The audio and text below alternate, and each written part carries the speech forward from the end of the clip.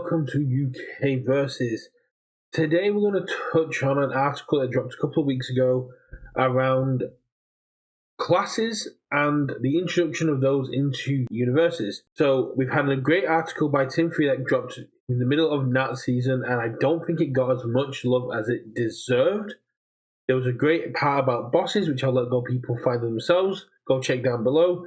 And why we got the bosses that we did and why some were left out, which is a great video I did on. And it was great to kind of get closure as to why what I theorized the bosses were going to be and why they weren't those bosses. But with the introduction of classes, we're seeing them on more and more cards. And although Critical Role is the one that's kind of hyping them up, we have seen these classes on characters before. They were really first introduced in Star Trek Lower Decks. We can see here that Beckett Mariner has the Champion class. We see that Divana Tendi has the Healer class, and that Sam Rutherford has the Inventor class.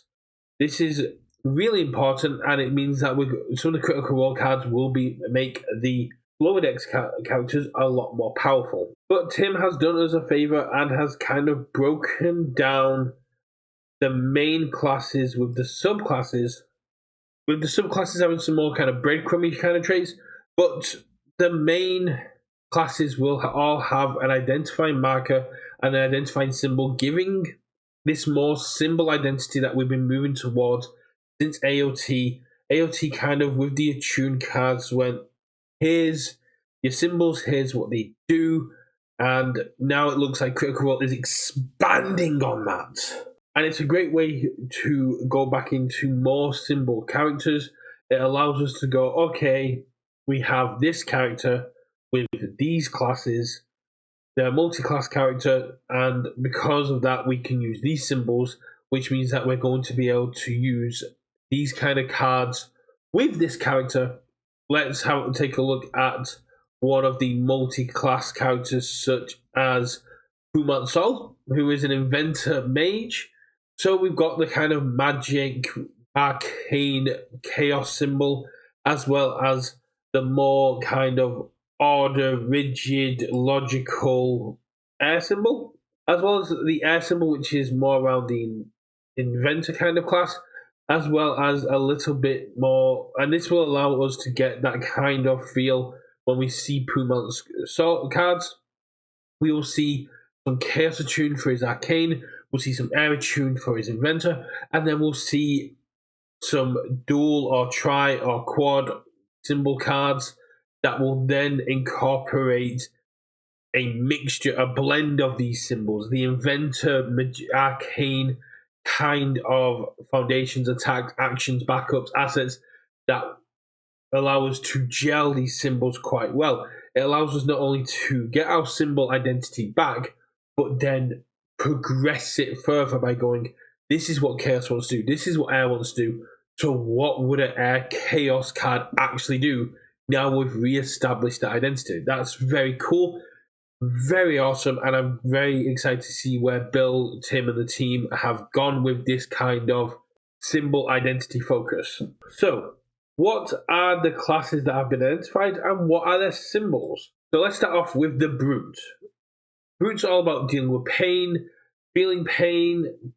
Basically, it's all about the pain. It's all about inflicting damage and taking damage and using it to your advantage. It's a very tanky class feature, which is where I can kind of see it coming from. It's not really the most strategy-based, but it is more, okay, we're going to just quarter from smack each other down. And of course, that is really exemplified through Yasha, who has got these rage tokens every time they take a certain amount of damage, and they get to use that damage to inflict more on their opponent or force them to discard cards. As we saw with Attack on Titan, the damage burn kind of symbol was fire, and that follows through with the Brute, which we'll see in a Critical Role Heroes of Exandria, being a fire rage kind of token spending mechanic. And I'm very excited to see where this goes and if there's other ways of generating rage counters. And of course, we would like to rage. So these rage counters are going to have a multitude of uses among a few characters, one of which I'm very excited to see, which is probably out but now on the time of release, but not at the time of recording. Then we have the champion class. Champions let you know what's coming. So it's a very honorable kind of playstyle. They bring big attacks, but it's a good, honest way of playing. Champions get the order symbol. You're looking at just good, honest, here's an attack, here's what it does, take it to the face. No messing around, kind of is what I'm reading from here. Yes, the attacks are going to be big. Yes, the attacks are going to be fast, but it's a more honorable, duel-esque kind of fight, and that's why the champions have the order symbol. This is very cool, and it's quite interesting to see we've got characters like Beckett and Mariner, who also have the champion symbol, who tell it as it is, who are very open forth and fair, but it's a great thing to show that not all of them are. Beckett can also be quite devious and sneaky and chaotic, so Chaos Order characters are going to be quite interesting in that play it fair, let you know what's coming kind of aspect, but also have that kind of subterfuge aspect to them. I'm very excited to see how champions are going to play. The Entertainer also shares the order symbol, and the Entertainer class is going to be more flamboyant, it's going to be more extravagant, it's going to be more almost mockery kind of aspects in the fact that it's going to go, here's some cards from my hand, you're going to die. Here's some cards from my deck, you're going to die. It's kind of that thing of, oh, you thought you could block this, but I've got these cards in my hand, I've got this card in my deck, I've got this card on my stage. It's flamboyant Entertainer style pageantry that is going to make games more interesting, it's going to make games more of a spectacle, because they're going to be showing you more, they're going to be interacting more, and they're just going to be giving you information because you're not going to be able to deal with them, is their hope, I imagine. Looking forward to see how they interact with different zones and how they're rewarded for this pageantry, for this making the game a bit more of a spectacle. And I'm very interested to see where this goes and how the design team are going to balance this straightforward, play it fair champion order symbol in comparison to this more let's make a spectacle of the game order symbol. We then move on to our class of healers. Healers are all about keeping themselves at full health, full power. It's all about keeping yourself alive, and not only that, keeping your allies alive through your backups, as we've now seen with things like Caduceus Clay. They are all about the life symbol, as it's all about keeping that life, keeping that health, keeping that stamina, and making sure that you can keep yourself going, because your opponent can't kill you if you just out-heal them. As I mentioned previously when I was looking at Prumont Sol, and I briefly touched on with Sam Rotherford, the Inventor class is all about modifying, changing, adapting. It's about removing what isn't working to further enhance what is. It is a very methodical and more linear kind of playstyle. You'll be removing things for cost to get more rewards. You're also looking at connections to tech cards to further your game state. The Inventor class is all about using resources to modify and change, and that's why it's got to be on the air symbol, because air has to be quite fluid. It has to blow, it has to change direction as it's blowing, and I'm just different. And I'm very excited to see where the synergies of the Inventor class is going to go. With the tech cards, with the remove from play costs, I'm very excited to see how this is going to synergize. And if Combined Firepower does not get hit by bans, this could be a very powerful upgrade for any character that has a symbol that shares with Combined Firepower, as well as air, to get this remove cost matters going. Mages is a class that I kind of figured out quite quickly and allow me to kind of guess what characters were coming based on how people were talking about them in content creators. As when we got our own mage, I immediately identified that they were quite action heavy, and hearing other people talking about their action dependence made me think that's a chaos character, that's a mage, and it makes perfect sense for scrolls, for the kind of wizardry kind of aspect where it's all about book learning.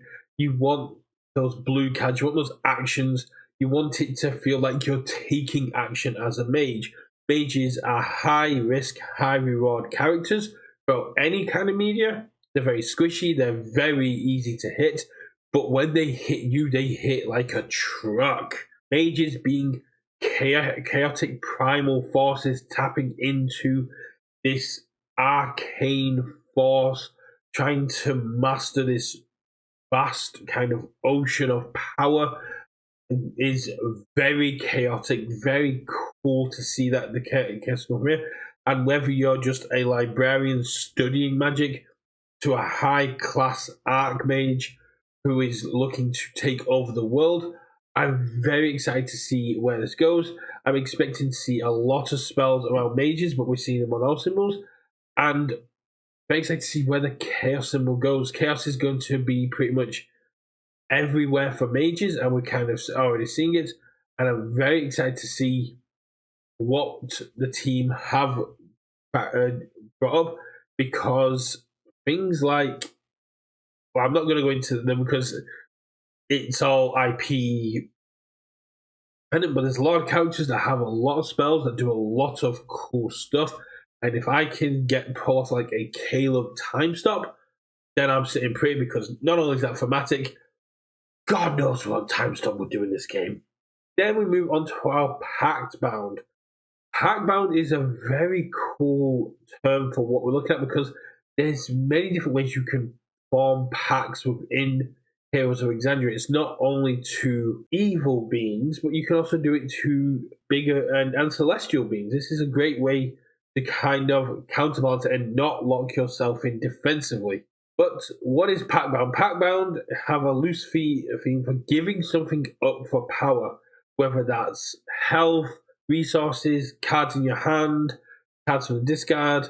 I imagine everything around the Pact Bound death cards are going to be kind of dealing with sacrificing some aspect of your own strength, whether through sacrificing your own foundations, backup assets, sealing your own character, backup assets, foundations, discarding cards, who knows, but getting a bigger payoff. This is very cool. It's kind of like looking at a more of an alchemist equivalent exchange aspect as well. Going, oh, can I give up one foundation to get 2 damage? We've already seen this with cards like Immortal Shapeshifter, that destroying a foundation for a damage is very powerful, but being able to, we've not seen much self-seal. Now, self-sealing is very interesting, and when we get some more characters that are pact bound and we can kind of see self-seal, I'll talk about cards that could be quite interesting. But we do know Shoto there's a lot of Shoto cards that do care about sealing, and the more you seal yourself, the more powerful your opponent's cards could get. So be ready for counterplay, essentially. Then we have Thieves. Thieves love to take what doesn't belong to them, or what you're holding on to for them. They like to take what you're doing and just say, no, you don't get money, you don't get armor, you don't get weapons. I'm taking what you have and making it mine now. And this is what we're seeing through the Thief Void symbol. We're seeing a symbol that just wants to say no.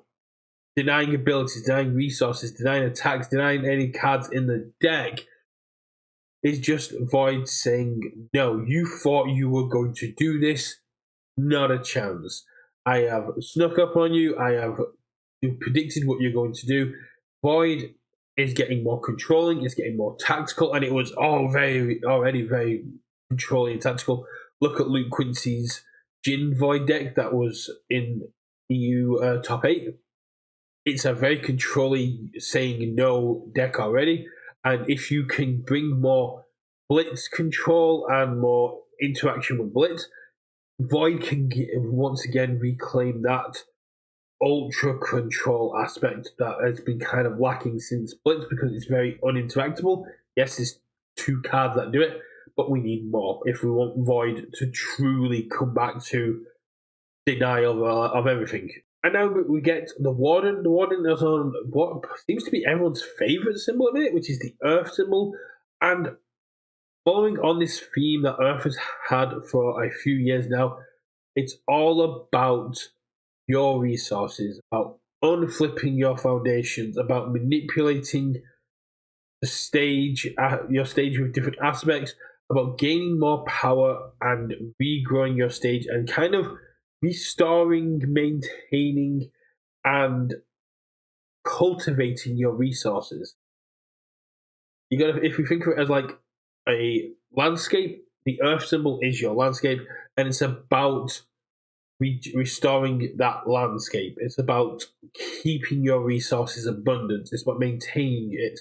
So if you've had to flip something and gone down resources, gone down power, the Earth symbol goes, that's cool. You flipped it to gain more power, and now we're going to unflip it to restore your power.